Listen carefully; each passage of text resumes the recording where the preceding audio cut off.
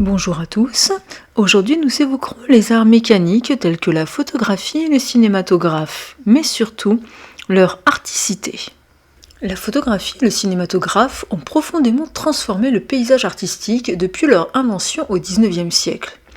En offrant de nouvelles façons de capturer et de représenter la réalité, ces techniques ont élargi les possibilités d'expression des artistes et ont bouleversé les codes traditionnels de l'art. Auparavant, l'œuvre résultait d'un travail manuel. Désormais, elle peut être obtenue de manière mécanique. L'apport de la photographie et du cinéma ne se limite pas à la simple reproduction du réel. Ils ont également ouvert la voie à des explorations inédites de la lumière, du mouvement et du temps, enrichissant ainsi la création artistique et influençant de nombreux courants esthétiques.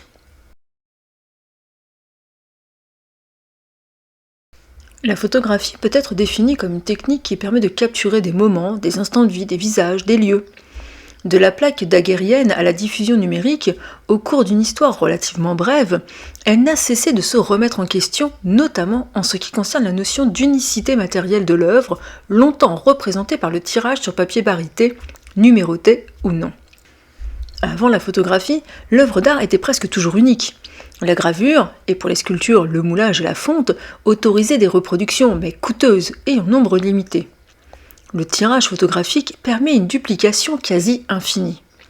Quand elle franchit le seuil du XXe siècle, la photographie dispose encore de son statut d'invention récente, inscrit dans une modernité liée à un essor industriel qui devait transformer la civilisation occidentale. L'invention de la photographie, datée traditionnellement de 1834, révolutionne non seulement la technique, mais aussi l'art pictural, en introduisant de nouvelles façons de voir et de représenter le monde. Elle permet aux artistes d'explorer de nouveaux courants et d'influencer des mouvements tels que l'impressionnisme, en changeant la manière dont les peintres abordent la lumière et le cadrage. Cela a néanmoins été difficile à accepter pour certains puristes qui avaient du mal à concevoir la photographie comme une expression artistique. Comme je vous l'ai dit, la photographie a fait son apparition au XIXe siècle. Nicéphore Niepce utilisait un procédé appelé héliographie. Quelques années plus tard, il s'associe avec Louis Daguerre qui fait évoluer les techniques donnant naissance à la daguerréotypie.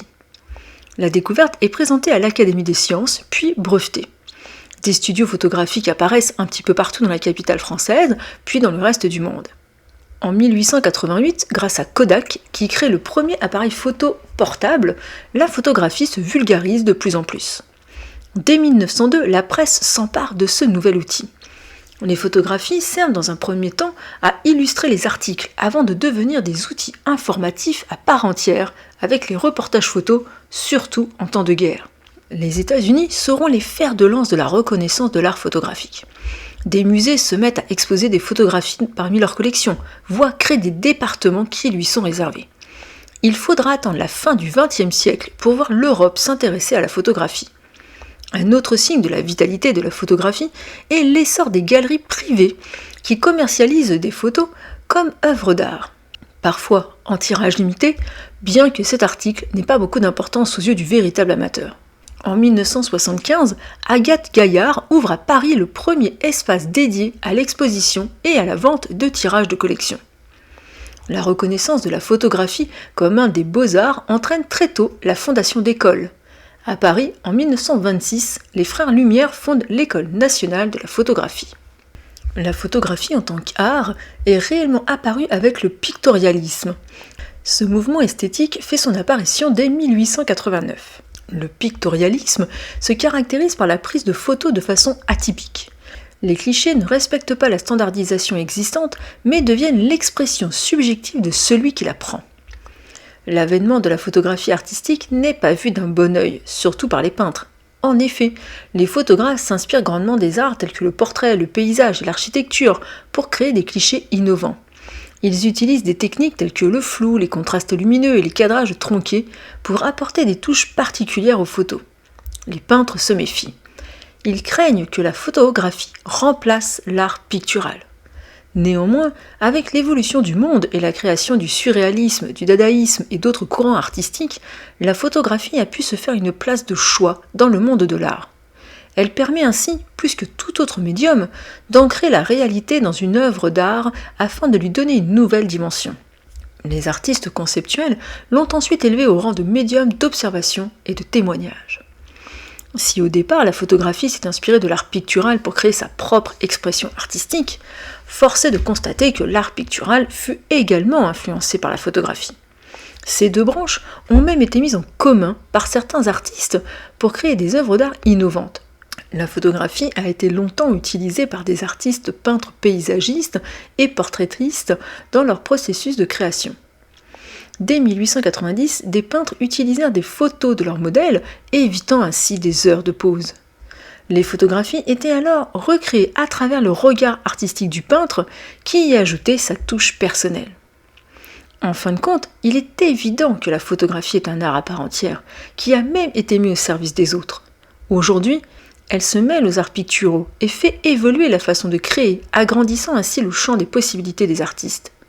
Du conflit à la communion, le lien entre la photographie et l'art pictural a bien évolué.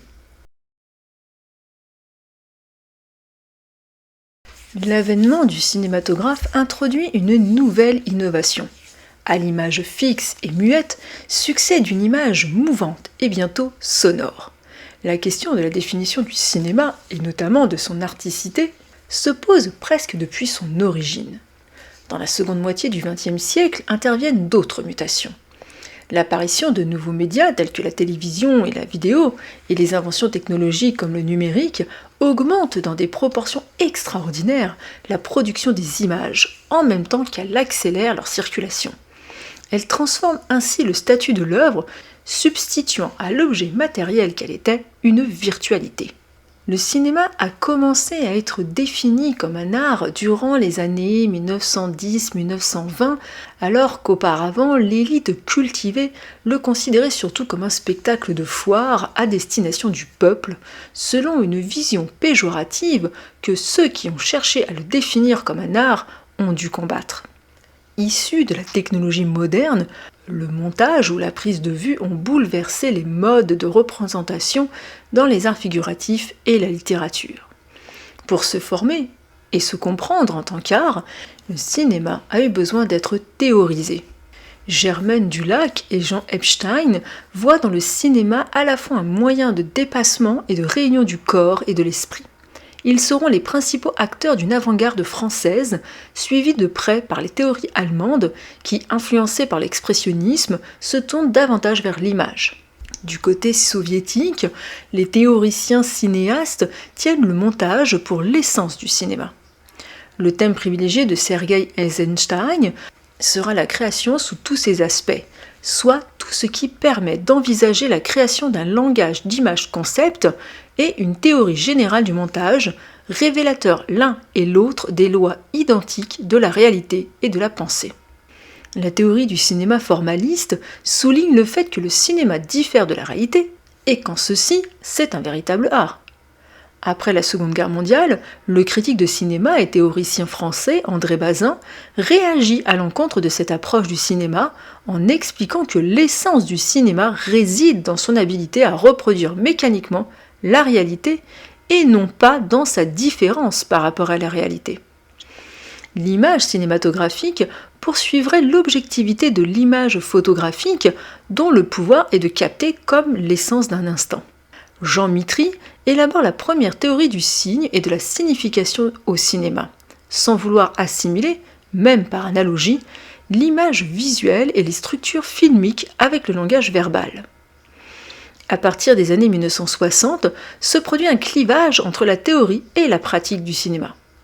Les années 1980 mettront fin à une époque fertile en théorie. Naîtront alors d'autres réflexions, notamment celles orientées vers la narratologie, de même qu'un certain nombre de théories visant la redécouverte du cinéma des premiers temps. Pendant la décennie suivante, la révolution du numérique dans les technologies de l'image a eu divers impacts en matière de théorie cinématographique.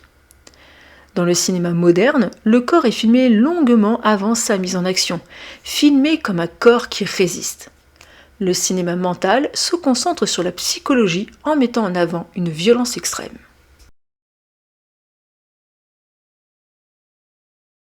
Les images mécaniques, produites par la photographie ou le cinéma, ne sont pas nécessairement artistiques.